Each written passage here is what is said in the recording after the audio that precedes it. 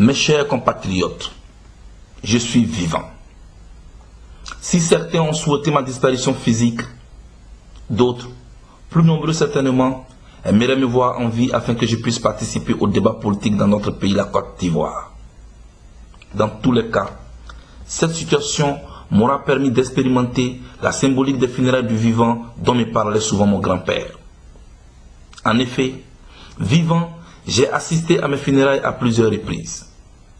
Je sais que toutes les tentatives des uns et des autres pour me tuer, sinon physiquement, à tout le moins médiatiquement, sont la preuve de l'intérêt qu'ils portent à ma personne et à notre combat.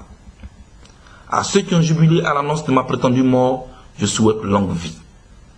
La vie humaine est sacrée. Toutes nos croyances ne nous enseignent-elles pas que nul ne doit ni souhaiter ni fêter la mort de son prochain, fût-il son pire ennemi? Et dit que parmi ceux qui ont jubilé à l'annonce de ma mort, se trouvent certains individus se targuant d'avoir été mes collaborateurs. Je voudrais inviter ces papillons politiques toujours à la recherche du nectar à méditer les paroles suivantes. Ce sont les abeilles qui produisent le miel. À vous qui, jusqu'à cette adresse, portez dans la tristesse et le silence le deuil, soyez rassurés, je suis bel et bien vivant. Mes chers compatriotes, je sais tout ce que nous subissons dans nos quartiers, nos villages, nos campements, sur nos différents lieux de travail. Je sais que des villages entiers ont été incendiés, obligeant de nombreuses populations paysannes à trouver refuge en brousse.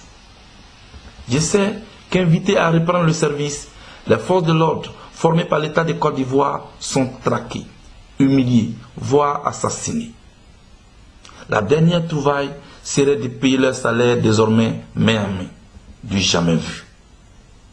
Je sais que pour échapper à la furie des tortionnaires, de nombreux Ivoiriens sont aujourd'hui réfugiés dans des pays voisins sans le moindre sou. Le fait d'avoir battu campagne pour la majorité présidentielle étant désormais considéré comme un crime dans notre pays, nous continuons de subir des exactions de tout genre. Chaque jour, d'honnêtes citoyens sont pris en otage. Les plus chanceux sont libérés moyennant une rançon dont le montant varie selon les humeurs de leurs bourreaux. Il ne se passe pas un seul jour sans que nous soyons dépossédés de nos biens.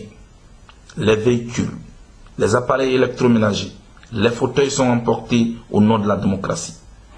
Même les casseroles, les verres, les cuillères n'échappent pas à leur appétit.